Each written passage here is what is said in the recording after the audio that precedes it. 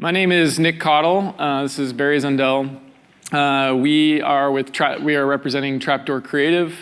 Trapdoor Creative, if you don't know already, is a software solution provider as well as a full 3D studio, full service 3D studio. We have been around for about 9 years, doing a lot of different things for probably many of your different companies, as well as other fashion brands and service providers or services providers around the fashion space. We have the opportunity today to talk a lot about some of the software we do provide. We're going to talk about Stage, which is a big piece of the real-time revolution. I just wanted to take a minute to introduce a little bit about my background and Barry's, and then I'm going to turn it over to Barry to really go into it. This will be a little different than some of the other presentations you've seen. As a think tank, we want it to be a little bit more casual. We want you to feel like you can ask some questions and go through it. We do have quite a bit to cover, but we do want to leave quite a bit of time at the end to kind of open it up. So as we're going through these things, if you have thoughts or questions or things you want to bring up, please jot them down so that we can get to them towards the end and we can dive a little bit into that. I'm Nick Cottle. Again, I was at Nike for a number of years, at HP before that for a number of years. I'll let Barry give you a little bit about his background, much more extensive on the 3D space for a long time. But we're really excited to be here again. For those that are just coming in, please know that there's quite a bit to cover, so we just wanted to get started. But thank you for coming in and taking a seat. Barry, you want to take it? Sure. So appreciate everybody being here. We're excited to be here. This is the first time we've been to Milan, but we're really excited to be here and show you what we have today. My name is Barry Zundel, CEO of Trapdoor Creative. A little bit about myself, my background. So I started out at Disney for 10 years in 3D, doing video games and cinematics and pipeline development and all kinds of stuff like that. So spent 10 years at Disney doing that. After that, moved to Pixar animation studios, where I was a character technical director. So I would model and rig the characters and work with the animators to make sure that all those characters that you know and love work right and animate correctly. So did a lot of that. And then also after that, went over to Nike, where I was a digital lead or a 3D lead in a bunch of different categories. So worked with a lot of different categories to help them transition from 2D to 3D.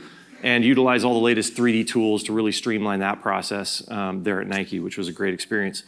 The one thing that kind of was a common thread throughout that whole process was the need for fast 3D tools.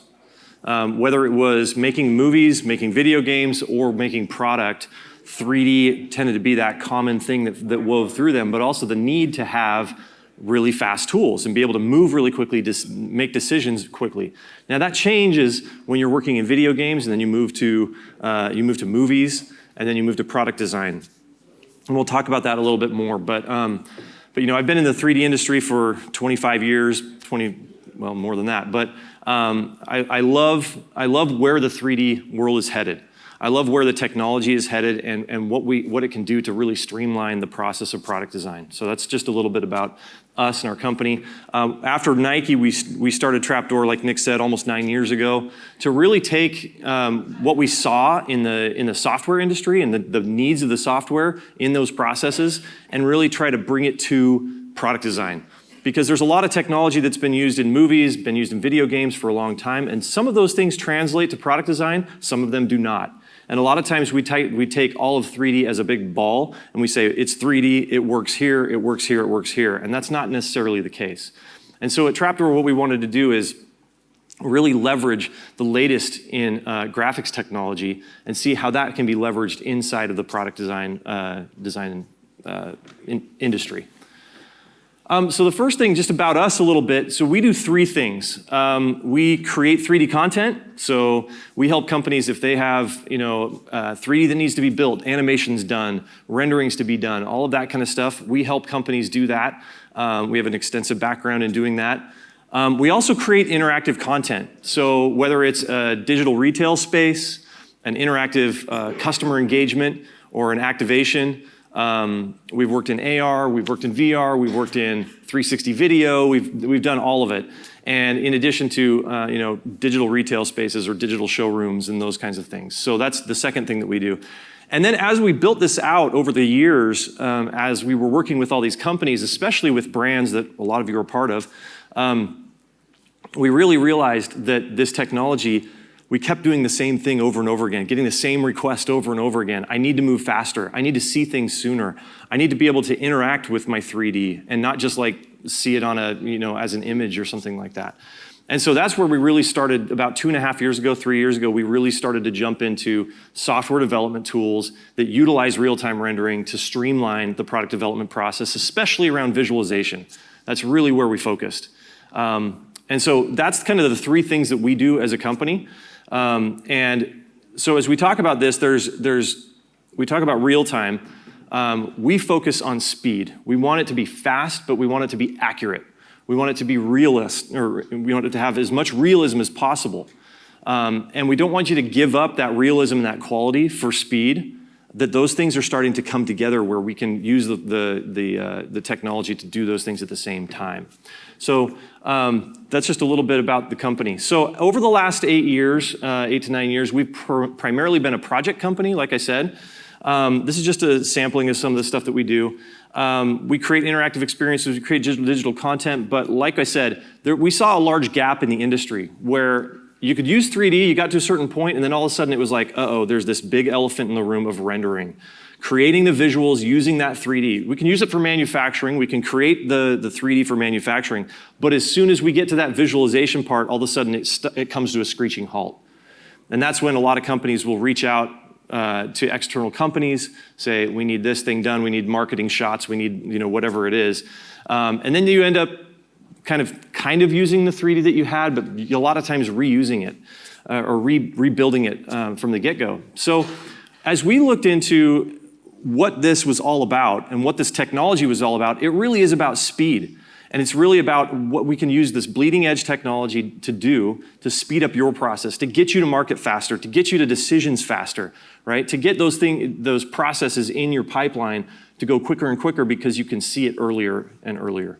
So that's what we really love to do. We really love to dive deep with companies and look at how this real-time technology can really affect it.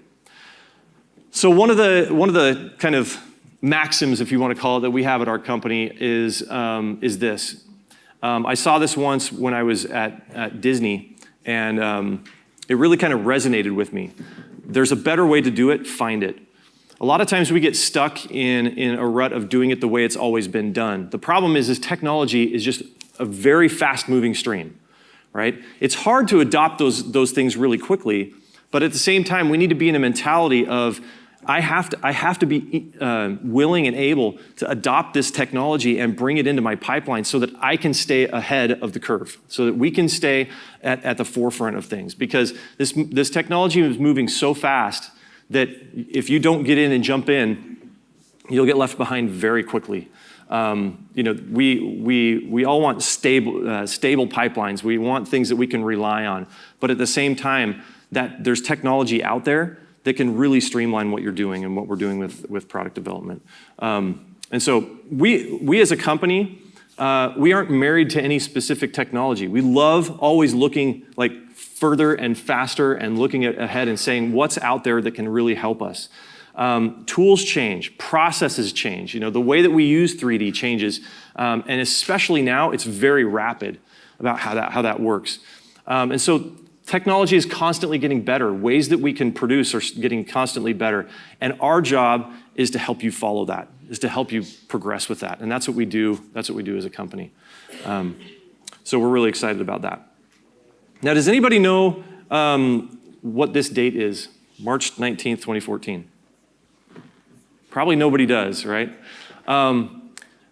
So at the time, I was at Nike, and I was working, and I had been in video games for a long time. So I'd been in video games for 10 years, and I had been looking at all the technology. I always wanted to make movies. I did that later, but been in video games. And this date was really important because for a long time in technology, video game technology and movie technology and what you could do with 3D was very far apart. Video game technology, you'd see video games and you'd be like, yeah, it looks like a video game. The graphics were not all that great. They were decent, but they weren't that great.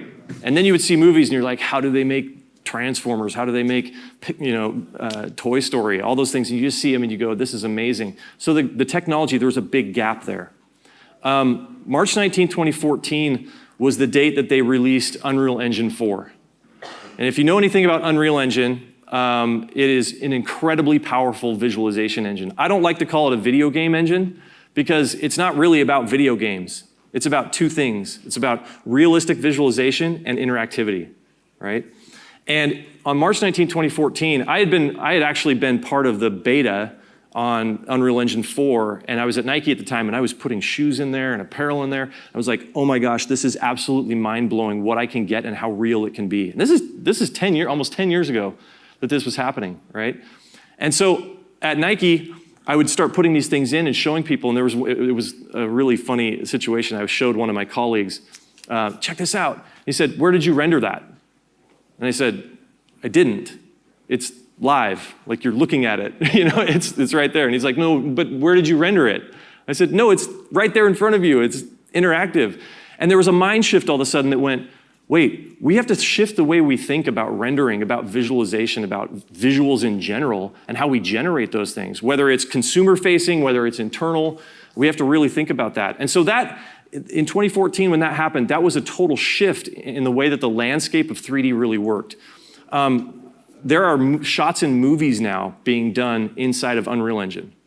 And so you can see where this technology, where that gap used to be, now that gap has come very close to being almost parity, where you can do visual effects, movie quality visual effects inside a real-time video game engine, visualization engine, and not see a difference between those two things. And you're really seeing that technology come together.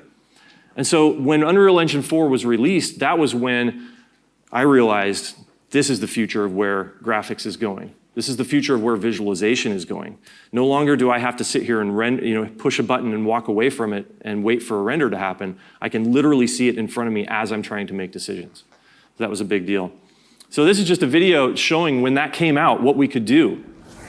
And unlike anything else before it, you see this and you go, okay, it looks kind of like a video game. But at that point, nothing like this could be done in real time to that point. You were like, this is absolutely incredible. This looks like a movie. And you could pause it. You could move the ship, a little bit over. I don't like this camera shot. You could pause it, move the camera over, hit play, there it goes. You could move a character over. You could change lighting. You could do everything in real time. You could literally do it as you were watching it. And this is totally different. And I'll get into this in just a minute with what we did at Pixar. But you had incredibly lifelike graphics. You had movie quality visualization, all running on a computer at 60 frames a second. This is rendering live in front of you. I hope you guys can kind of understand what that means. That instead of every time you push that button to render a piece of apparel and it takes 2 minutes to render that image and you're like, oh, okay, that didn't take too long. This is doing full HD graphics with everything running 60 times every second it's rendering that in front of you, okay? So this is the difference in real time. So you see this and you look at it and you're going, this is storytelling, but storytelling in real time, okay? We could continue to watch all this stuff. You can see it on YouTube. But storytelling was never going to be the same. 3D graphics would never be the same. The way that we interact with digital media was never going to be the same. And this was kind of that starting point of like, whoa, this is new, okay? So what we started to see is things like this, where all of a sudden you had interactive scenes, interactive capabilities, where you look at it and you're like, this is real. I can walk through this. This was a demo where you could just walk through it, right? Real-time lighting, bounce lighting, global illumination, all those things that I used to just, I used to push the button, go home for the night to get that rendered image, Now it could just happen as I was walking through it. I could be moving through that space, looking at it, and just being amazed, oh my gosh, I can change the lighting. I could change the time of day outside, right? This really just made us go, this technology is going to change the way we do visualization, the way that our customers interact with our products, the way that we design things, the way that we move things through a pipeline and make decisions. It was incredible an incredible time in 3D graphics. And I would just add to that as well. one of the things that when we talk with all of you out there, as well as other brands and whatnot, the biggest piece of what this means is 3D in the past has been this thing that people aren't adopting because there isn't the right story being told around it, right? It's taking too long. It's too, it looks too video gamey. Complicated. It's not as quality. It's complicated. I can't do it. To be able to tell the story, you have to have the right visuals. You have to have the ability to go to your leadership with the quality matching exactly what they're getting from any other process they're flowing. And that is what this really starts to bring. Not just really allowing you to do 3D, but allowing you to actually do 3D at parity of where you're at with all your other processes and flows, which will reduce your amount of time to market, which will reduce your amount of spend, all the investment that's being placed in photo shoots and all of these other things. So that's a big, big change, big shift.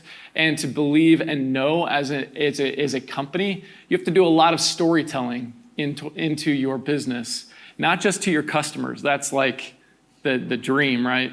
But to your internal your teams as well. Yeah, and I remember in time back when I was at Nike, like we would do things where we would build rig rooms. I don't know if you guys have ever done that, but rooms that were set up with mannequins and all the outfits, and it was decked out, and you could go in and you could basically get an idea of what the seasonal release was going to be like and what the feel was of the whole thing.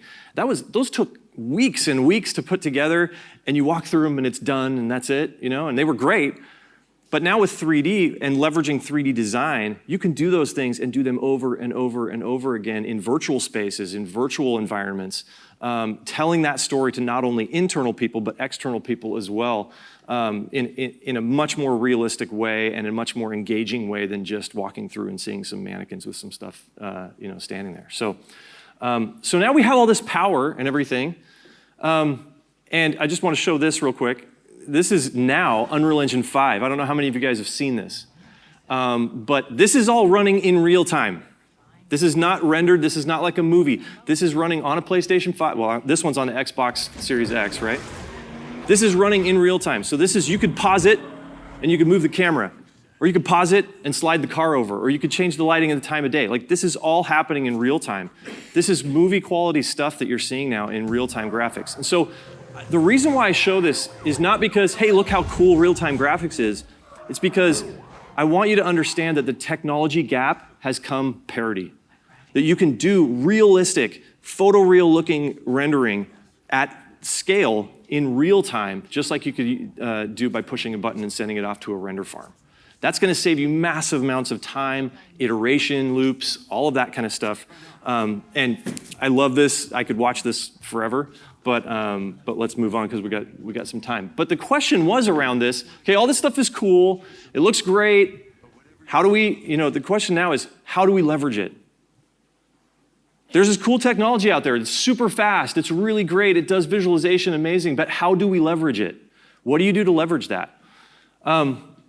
How do we use this power that we have, or this technology that we have, to not only tell the story of our brand, but help our design pipeline move forward, help products move forward, make quicker decisions, and allow people, also our customers, to interact with it as well, okay? So I want to talk about something important here, 3D creation pipelines. And I want to talk about the difference between like movie pipelines and product design pipelines. Because a lot of times what I saw coming from Pixar, when I came from Pixar to Nike, I saw that they were deep into 3D. They were really pushing 3D. But a lot of the processes that they were trying to use, and this is maybe in your company as well, was geared towards what they do in movies or visual effects, right? And to me, when I got there, I realized we're doing the same thing. There's still vertices, edges, faces, polygons, like materials, lighting, all that kind of stuff. But we're doing it totally different. And we need it to be totally different. This cannot be a movie pipeline. It moves too fast. For example, I'll get that in a second. Pipelines and processes have to be geared towards what your outcome is, right? You can't say, well, Pixar made a movie like this, so that's how I'm going to visualize my shoes or my apparel or my bags or whatever. It's a different process. There's things that happen in movies or video games that work differently than they do in a product development pipeline. And sometimes that causes problems, and also it causes adoption to not happen as quick as it should because those processes don't fit with the way we work in product design. And so what we looked at is we said, wait, this shouldn't happen. Like, these tools need to be geared towards the product that we're trying to do, the speed that we're trying to move, the way that we move as a product design company. 3D is not 3D is not 3D. And that means just because it's used that way in movies doesn't mean I can use it in a product design pipeline the same way, or visual effects, or video games, or whatever. I need to have that tailored to what I'm doing and the way that I'm doing it. So when I was at Pixar, I was a character TD, and I was in charge of modeling and rigging Mama for The Good Dinosaur. The reason why I bring this up is because I spent 13 months just building the model and the rig to animate her. 13 months, right? And in that model, we were modeling like the little tiny wrinkles in her eyes and little tiny things on her teeth and like even parts that you would never ever see, like wrinkles in the bottom of her feet, right? There's things that we were just detailing so much, and we would just create and create and create and go back and forth, and the director would sit behind me and I'd take the back of her head and shape it just a tiny bit. Little things like that. 13 months, right? Everything on there was just meticulously detailed. Now that's great for a movie, right? Even when you'll never see the bottom of her foot, right? And I spent a week modeling all that stuff, getting all those wrinkles right and getting notes. You'll never see that. But for a movie, that works great. I can spend 13 months on that character, and there's other artists that are spending 13, 14 months on other characters, right? In a product design pipeline, that does not work. You can't take that amount of time.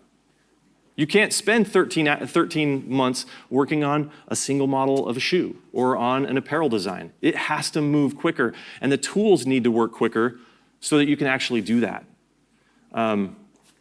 There were countless reviews, that you would go through for this process. It took a long time. Movies take 3 to 6 years to make. Products don't. Products, you have season after season, SKU after SKU, colorway after colorway. You gotta move, you gotta get to that next one, and you gotta go, okay? So thinking about this 3D in terms of the way it used to work, we gotta think about it differently in the way that it works now. Just as an example, so another movie I worked on was Brave. And for example, I want to ask this. So each frame, you guys know how animation works, right? It's like the flip book that you draw a ball on a page and like draw another one, Every frame that gets rendered for an animation, you have to send that to the render farm. Now Pixar has about 2,000 computers, okay? 24,000 cores of computing power, right? So that's a lot of computing power to be able to render. How many of you guys have render farms like that at your company? Okay, 24,000 cores? Nice, that's great. Okay, awesome. The point is like, that's a massive amount of computing power, right? To create these things. And here's some statistics. So for each frame of Brave, this specific scene, I would say, for this scene where she's chasing the wisp, she follows it along, took 72 hours to render each frame. That's on a render farm with 2,000 frames, okay? That's 24 frames a second. When you're rendering a movie, it plays at 24 frames a second, and it's a 90-minute film. That means it's 9.3 million hours of rendering.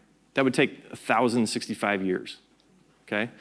That just tells you the scale at which that rendering has to happen, okay?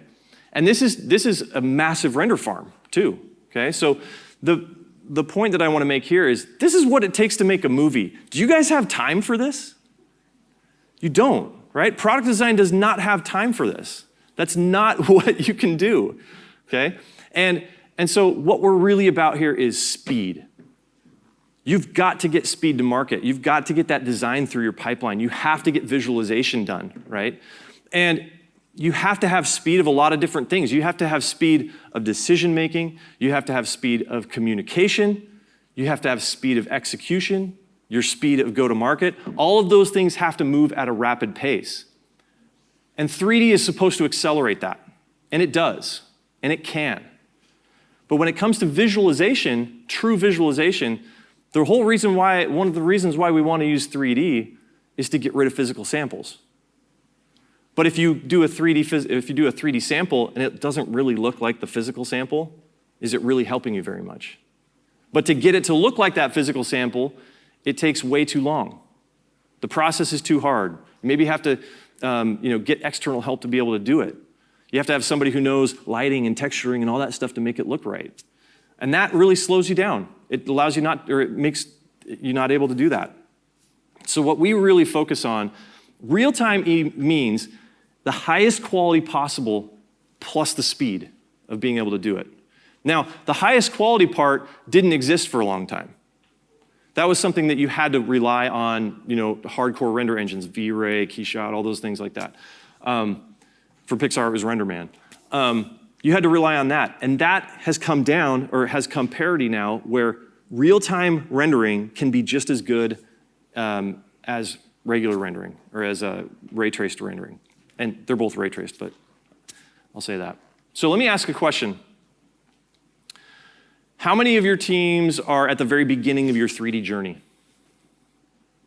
It's okay if you are, beginning of your 3D journey. How many of you are kind of like midway through, you're starting to use 3D, you're starting to do your designs in 3D and starting to move that? I'd say that's probably the vast majority, right? Kind of in that middle group. How many of you feel like we got this done and we can move fast and everything? How many of you guys feel that way? Okay, a few of you, great. Now, everybody in here is kind of at different stages of their 3D development, and that's okay. The way that we look at it, we want to be able to support, as a company, every company along that way, and real-time can do that. Real-time rendering can do that. Let me back up for just a second. I always do this because some people don't quite know what that really means, what real-time means. And the way that I explain real-time is, if I wanted to change Merida's hair color, I'd go into the 3D software, I'd pick her hair, I'd change the materials, make it all look good, and then I'd send it to the render engine, right? So I'd send it to the render farm, make a turntable, see what that looked like. That is not real time. A movie is offline, we call it offline, right? I sit there, I watch it, it's done, I don't interact with it. Real time, it's like I'm playing Fortnite, and I want my character to have blue hair, right? So it's blue, it's orange now, I want to change to blue. I click a button, it's done. I can interact with that character, move it around. So real time versus offline, that's what we're talking about. And then ray traced, does everybody know what ray tracing is? If you don't, it's okay. It's okay. What ray tracing is in computer graphics, it's that big bright light that's blinding me right now, right? It's bouncing off this, and then it's hitting the ceiling, it's hitting the floor. If it's hitting something that's red, there's gonna be red on the floor because it's bouncing that color around. That's what ray tracing is in 3D. That's a really expensive thing to do. But that ray tracing can now be done in real time, which is awesome. So I back up just because I wanted to make sure we're all on the same page with that. But now we talk about phases of where you're at with 3D. First phase is in that transition to 3D. Okay, you're transitioning over to 3D, you're getting your 2D designs into 3D space, maybe looking at what software you want to use, what tools you want to use, how do you utilize this throughout the pipeline, trying to get people trained up in that, and that's totally fine. Phase 2 is you're starting to really utilize 3D. So you've got your designers doing 3D. You've got a PLM set up. You've got rendering going. You've got some things that are really kind of starting to put together. You maybe have teams here and there utilizing 3D. The third one is leveraging 3D. And this is really where the key comes in, is leveraging that 3D technology to really make things move quickly. And no matter what part you're in along this line, there's always the capability for real-time technology to really make it even faster for you. And so that's what we really do as a company, is we look at where your company is at, and we say, how does the latest technology make you faster at the point that you're in? I just want to also say, like, sometimes companies will skip ahead, which is okay. They leverage vendors like ourselves or some other service provider to skip ahead, right? I want to be able to create a VR, AR solution and really leverage 3D and do this with my products. And so they don't necessarily have the pipeline or the process put in place for their organization. They just go skip ahead. And that's okay. You can definitely do that. Like, you can definitely leverage 3D today if you don't necessarily have any 3D, right? Somebody can come in and do that work for you. Really what we're talking about, though, is helping organizations move through this process where you say, hey, today we have 10% of our current garments in 3D models. We want to move to 20%, 50%, 100%. And over that course of time, you can start to utilize and then leverage across the whole pipeline. It's not necessarily about your customer experience. It's also about the whole process, moving from how long it takes you to create one season, how long it takes you to get those decisions made, how long it takes you to actually get the marketing materials to start to advertise that, to get the decisions coming back from your customers as to what styles they like, what colors they like, what textures they want, all of those types of things. So as we look at this, it's not to say that I have to be in one of these sections. I just need to know where I'm at as an organization so that I can utilize services to provide highly leverageable 3D experiences before my whole organization kind of catches up to that. Yeah. So once again, with these phases, it doesn't really matter to us which phase you are in. What we want to do is be able to help you leverage the technology where you're at to get you to that next phase that you want, okay? So if we talk about real-time 3D, and we talk about kind of the process and how real-time 3D affects that process all the way down the line, the first thing is in design. One of the things that we really struggled with, well, I wouldn't say we struggled with, but it's always been a struggle. And I tell this example from personal experience just as an example of it. When I was at Nike, I had been working on a 2020 shoe or footwear release. And obviously, this was back in 2014, right? So it was 6 years in the future. I'd been working on these super cool looking shoes, been working on those, did all these really cool 3D renders, animations of them and everything. And it taken me about 3 months to do this. And the rendering itself took probably a week and a half to 2 weeks to do that rendering. And that was even throwing it to the render farm, all that kind of stuff. But when you've got airbags and you've got transparent materials and all this kind of stuff, it gets really lengthy. The meeting with the VPs was the next day. It was 4 o'clock in the afternoon, and the designer comes to me and says, I gave you the wrong colorway. That's the wrong colorway. And he goes, can you change it? And I said, well, yeah, I can change it in like 2 seconds, but I have to re-render all of that stuff, right? So he's like, well, do whatever you can. So I kick off the renders, throw it at the render farm. I'm up all night watching these renders come in frame by frame by frame by frame. And the meeting's at 8 o'clock in the morning, and it's 7:55, and I still have 20 frames left to render, right? Didn't happen. I call him up. This is not going to happen. And he said, well, I guess we can't show it. So 3 months worth of work and all of that effort got thrown out the window because we couldn't render it fast enough, right? I couldn't make a decision quick enough, or we couldn't get the right information fast enough. Having something that if I would have killed for what I have right now, right? When we're talking about live visualization, if he would have come to me now and said, hey, I need a different colorway. Oh my gosh, we have to have it for tomorrow. I'd be like, sure. Flip the switch, hit render. 40 seconds later, my renders are done, and I go home for the night. That's what real time can do. And it's not just about that, but think about it at scale. Think about it at volume, right? When you've got multiple different colorways, when you've got multiple different SKUs, you want to do turntables, you want to do front, back, left, right, you want to do design reviews, whatever it is, and you have to render that much, you don't have time for that. You really need, and so live reviews and live visualization means a lot. Now, let's talk about sampling. A lot of times we talk to companies that do 3D, but they stop because they're like, we can only do rendering for 4 styles because we don't have enough time before we have to get to reviews or we have to get to the next point. And so they go, well, I can only do a front view of these 10 SKUs and of these 5 colorways because it just takes too long. In fact, I would ask this, do any of you guys not even do rendering, you just do screenshots and put them in your tech decks or something like that?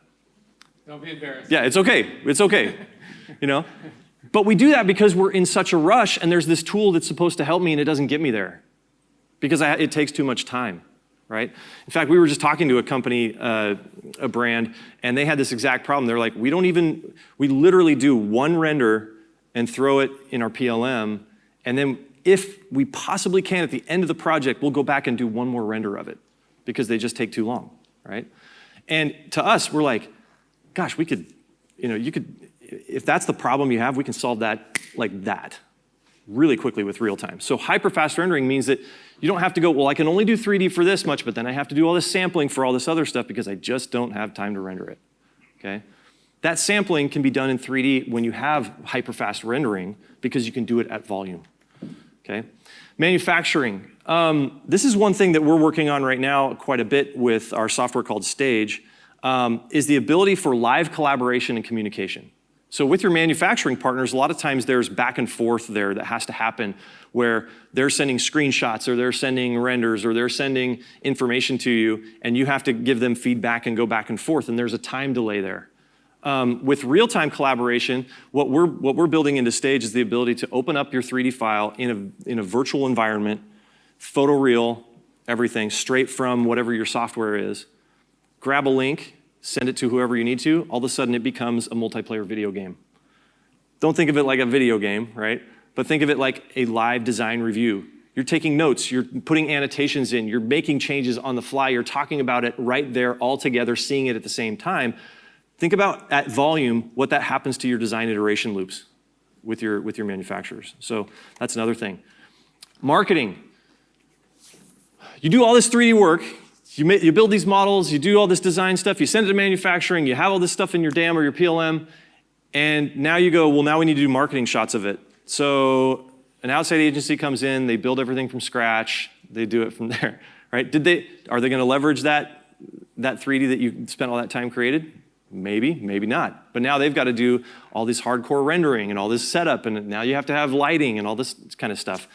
When you have real-time rendering at your fingertips and you have the right tools, this becomes, oh, I need a shot for social media? Let me create that in 20 seconds, 30 seconds. I'll show you that in just a second here.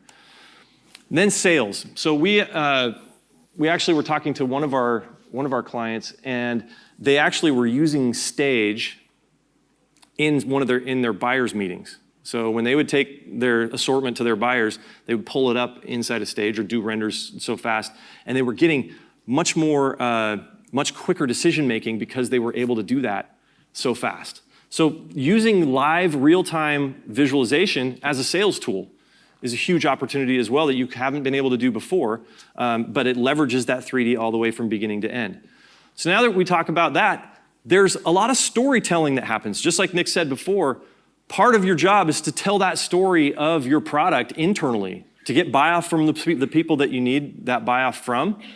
There's that internal storytelling that goes on. But then there's also the external storytelling. The cool thing is that real-time visualization can go across that entire process. So it's not just about internal communication or internal decision-making, but now we can use real-time to create interactive experiences. We can do really fast rendering to put on social media, put on our advertisements, put in your marketing materials, whatever. You can leverage all that 3D and you can do it very fast to tell stories externally and internally at the same time. This is where you can see this end-to-end 3D pipeline really starts to take shape, because not only am I able to use that 3D in my design process, but I'm now leveraging all of that across the entire pipeline. That's usually a hard thing to do when rendering and creating the visuals takes so long and takes so much effort, and you have to have specific teams to be able to do it because it's so complicated. And my designers don't know how to set up lighting, and they don't know how to set up render settings and all those kinds of things. So this is where real-time really starts to shine. Yeah. And I think just really helping leaders define what digital transformation really means, 3D digital transformation as an organization. Like this right here, the last two slides you've seen, are really how we would help our customers define digital transformation for 3D, right? If you're trying to build out a pipeline, if you're trying to be able to leverage it, it's not just about the design process. It's not just about getting rid of sampling and being able to be more sustainable. It's not just about manufacturing, but it's also about what you can do from a marketing standpoint, a sales standpoint, and how all that time and energy and money gets saved throughout the whole process at the same quality, if not higher, with a lot more options, a lot more flexibility, a lot more ability, which you kind of see. Yeah. So I'm going to go pretty quick through these, but I want to give you just some ideas of some use cases. So a lot of times you need to look at colorways. You need to do batch rendering, right? You need to have multiple colorways and do that. This is just a video of, it's sped up just a little bit, just for time. At the beginning here, creating colorways, but creating colorways inside, this is Stage, this is our software for doing live real-time visualization. Stage can bring in any 3D data that's OBJ, FBX, GLTF, GLB. We have a really strong connection with Browseware's vStitcher. We have a plugin for that allows you to go back and forth between vStitcher and Stage very quickly, but this is all doing real-time ray tracing. So it's the stuff that used to take hours and hours is now being done at 60 times a second. This is what real-time does. So it allows me to see those materials, those PBR materials, lighting, reflection, global illumination, all of those things. I'm setting up the colorways really fast and then switching between those colorways very rapidly as well. And so you can see how fast this goes. Now, when I start rendering, and I'm just gonna set up some camera presets really fast too. So I can just position it where I want, save the preset, position it where I want again, save the preset. Now this is all in real time. Like I said, this is sped up like 1.5 times a little bit. But if you wanna try this out and you wanna see what it feels like and see how fast it is, just come out to our booth and give it a shot. You can try it. The point is that with all of this, now I'm gonna set up an animation. So I'm gonna set up a turntable. So I set the start, rotate it 360, set the end, I have a turntable that fast, right? I didn't have to go into a timeline, look at keyframes, get into another software system, whatever. I just do that. And now I go, okay, now I want to make it longer, so I make it 10 seconds. So now that I've got it set, and I'm actually adjusting this quite a few times if you see this. Like, I'm just going, yeah, I like it. No. So now I'm going to batch render this. Now this is in real time. This is not 1.5 times. I've set up a batch to run. It's going to render to my output folder.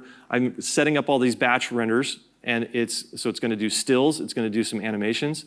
And you can look inside of here. It tells me what lighting I'm going to use, what scene I'm going to use, what the resolution is going to be, all of those options, right? And then here's my turntable. So it's going to be a 1920 by 1080, 600 frames of animation. Just remember that, 600 frames of animation, okay?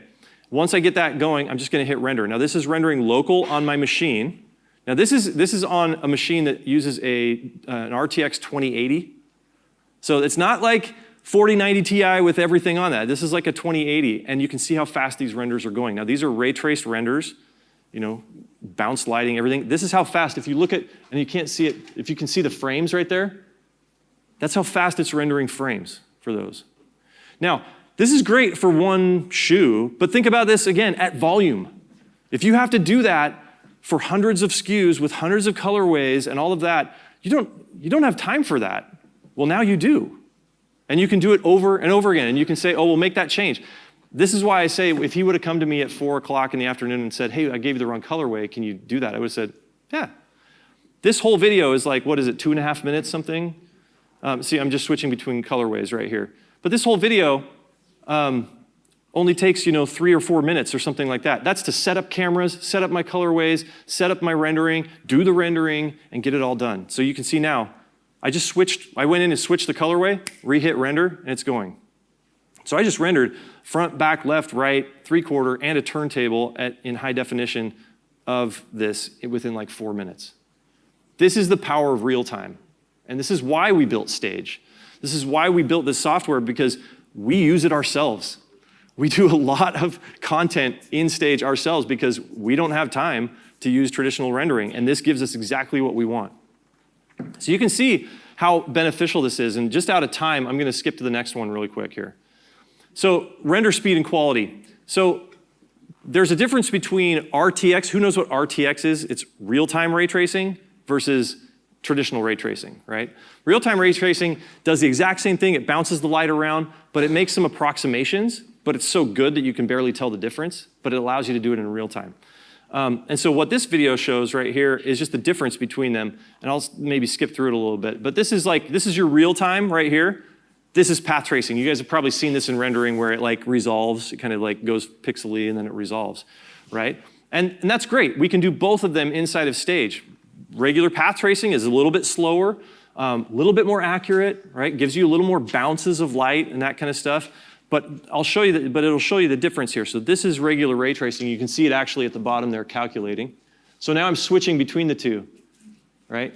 If I didn't show you the difference between those two, would you even notice?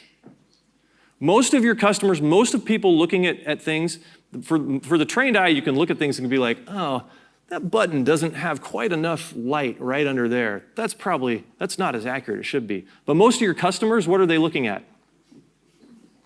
Yeah, it looks good. Okay, keep going, right? Oh yeah, that looks great. Keep going, right? The point is it's not about I have to have it absolutely physically perfect. It's for that decision making, is it enough information that I can take that decision to the next level? Now, sometimes, of course, you want it absolutely perfect. I'm not saying don't ever go there. But what I'm saying when you're talking about at scale, a lot of times 99% is exactly what you need. And if you can get there in a quarter of a second versus 5 minutes, that's really all you need to do, right? So it's not that the quality isn't as good, it's that speed allows you to get there so much faster and get to that point so much faster. Now, this one is multi-colorway batch rendering inside of vStitcher. So this is the plugin that we have inside of vStitcher. So I've got different colorways here on Sapphit. You guys have probably seen this out in our booth. And just out of time, I might kind of skip through this if you want to see this. But inside of vStitcher, you can actually render with Stage straight from vStitcher. So you can pick all your colorways, pick all your settings, set your defaults of what your render wants to look like. Do I want the avatar? Do I want transparency? How many of the colorways do I want? What resolution? What cameras did I set up inside of Stage? All of that stuff all automated. And then you can go down, I can pick my cameras, I can pick what I want, and then I just hit render. And it's gonna go through and pull all of those colorways out, pull them into Stage, render all those to a folder and be done. And this is all in real time. So what you're seeing here is how fast it goes. It's exporting to Stage right now. And then it jumps into Stage, opens it up, and you'll start to see it churning through the renders. So as it does this, think about the time savings and the ability to communicate every colorway you have, every SKU you have, every style you have, rather than we got to pick 5 of them because that's all the time we have to render, right? You can go through all of these and just start churning out these renders very quickly and then communicate those very rapidly too. So there you go. Here's where they start to just render out. Yeah. So we have like use case after use case after use case to be able to talk through and to walk through what Stage can do to help in this whole pipeline. But what we want to do is spend the next number of minutes that we have together, 10, 15 minutes together, just opening it up and hearing from you, your thoughts, questions, things that you might be struggling with, anything that we can do to kind of help answer any of those questions. So and even questions about the technology. If you guys have absolutely. Questions about the technology or what it can do, what it can't do, we'd love to hear that. So yeah. We have Michael over here. He's got the easiest job in the world. He sells Stage, so just pretty easy. He's got a microphone though. Yeah. If you want him to run it to you. And I think, did you have a QR code too?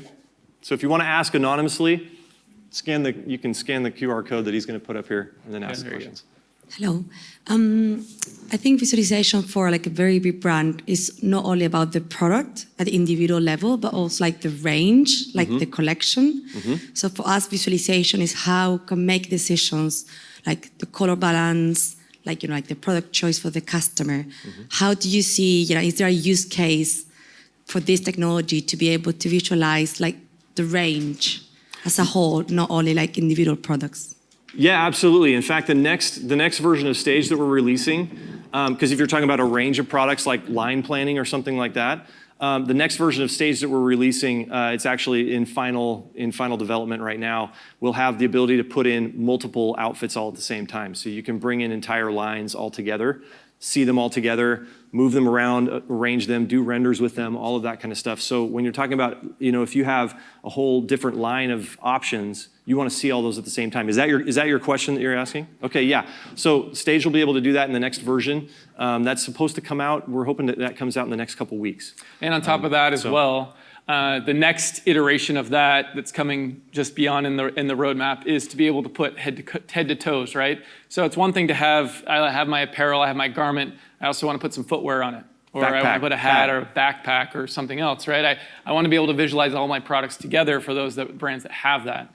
So you'll be able to do that as well, taking different files from different software, 3D software providers. Yeah, so it doesn't have to be just from vStitcher. Like I said, Stage is agnostic to the data, right? It could be OBJ, FBX, GLTF, GLB. We're also developing DataSmith plugins. So there's a lot that we can do there. But for apparel, we definitely lean towards browseware. We would love to talk to you about why that is if you want to talk to us offline. But we're happy to go into that as well. Yeah. Other questions or comments or thoughts? Okay. Do you have a plugin for Clo 3D, including rendering garments with avatars, a plugin rendering animation from Clo 3D? We don't have a plugin for Clo. That isn't on the roadmap at this point. We actually have an exclusivity with browseware that we're really excited about. But that doesn't mean you can't use it with Clo. It means that there's just more of you manually export the data from Clo, bring it into Stage, and you can do all the same stuff. So it's not that it's incapable of that. It's just that there's no plugin for it to automate that whole process with Clo. Okay, well, we got a bunch of them here. Okay, is it also possible to render animations in Stage or only turntables? Right now, the camera animates and the object can animate like doing turntables or things like that. But importing animations like walk cycles and simulated garments and everything is on the roadmap coming very soon. So that will be available very, very soon as well. Yeah, great and I would just say to that, like one of the core concepts that we invested in as an organization is that we're taking the technology of the Unreal Engine, all of the capability that exists in the engine, and bringing that into the industry and putting it at the disposal of your fingertips, right? So the capability is for sure there for all of these things. It's just a matter of us making sure that there's UI that is there, that's simple, very easy to use and to leverage, because we know that if it's not easy to use, it's not going to be used, right? There's a reason why you guys haven't all hired, your Unreal Engine developer, team and gone and done this all yourself, right? You need a service that's provided that puts that right at your fingertips. So we will continue to leverage all of that capability as time goes on. That's what our roadmap represents, is all of that capability that continues to come, and that will come even more as you have Unreal Engine 6 and 7 and beyond. That will all get faster, better, more capability. And so that's how we leverage that. And that is what our promise is to our clients, is to continue to harvest all of that capability. Yeah, great question. Do you have a case of instant digital try-on used in a wholesale showroom? We do have one small, if you can switch back real quick. This was a quick POC that we threw together with a client, a big brand, that was kind of cool because we were really trying to push into this, but it was really cool to actually see. And it's a video. This is all in Unreal. But what it was is they wanted to see how different sizes fit on different poses. So if I have a small and I put my arms up, what does it show, right? If I'm stretching like this, what does it look like with a small or a large? Does it bunch too much? All of that kind of stuff. If you can see her blinking, she's actually blinking in here. So this is live. I'll just say for this as well, this is a very quick proof of concept for a larger brand. Yeah. So this is not a finished product that we would ever put on a floor or anything like that, but to be able to show the capability and what can be done for more of that internal storytelling that can happen of like, this is our capability. As we want to clean this up, we can, and make it ready to actually be interactive with our customers. Yeah. So that was just something that was an example of that. So you can go back to the questions now. But that was just an example of something that can be done in real time to do virtual fitting or virtual try-on, or even testing different sizes. Let's put a different sized avatar in there and see what it feels like when they're wearing a large or when they're wearing a small or whatever. So, okay, can products become too perfect? Sometimes defect imperfectionism brings a product to life. How do you handle this requirement? Very good question. A lot of times what happens in 3D is it looks too good. It doesn't look like a physical product because it looks too good. Sometimes that is even the way that you're rendering it. Rendering has a big deal to do with that. It's not just about an imperfection in the leather or whatever it is. Sometimes it's just the fact that the render is just too crisp. It doesn't look like it came from a camera.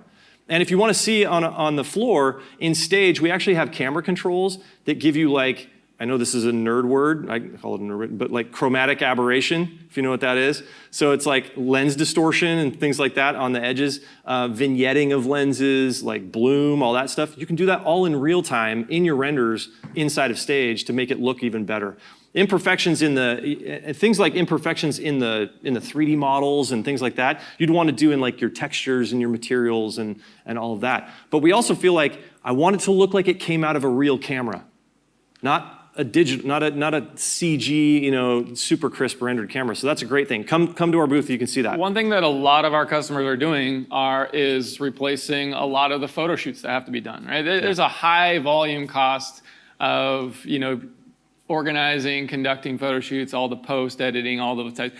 To Barry's point, like much of that can be replaced utilizing your 3D, models that you have and being able to do it inside of Stage so that you can actually have it just like you would a, custom photo shoot. But you can change the scene that you want it to be on rapidly, like that. You can change the styles, you can change the color weights, you can change the models, you can change the way that the cameras are set up. Cool. How do you perform a virtual fitting with Stage and Clo 3D? That's something that's probably a much deeper conversation.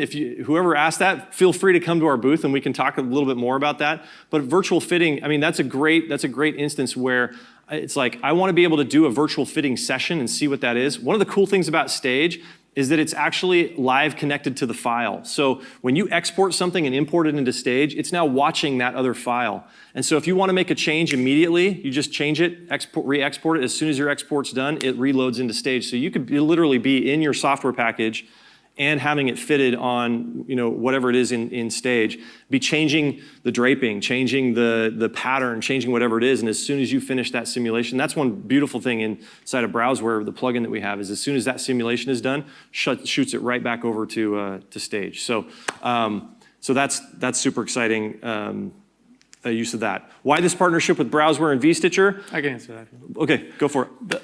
The most simple, we can definitely dive further into this. It's a longer conversation, but the best way we can put it is the vision that Browseware and their organization have for what is needed in order to really have an end-to-end solution for their clients is exactly right.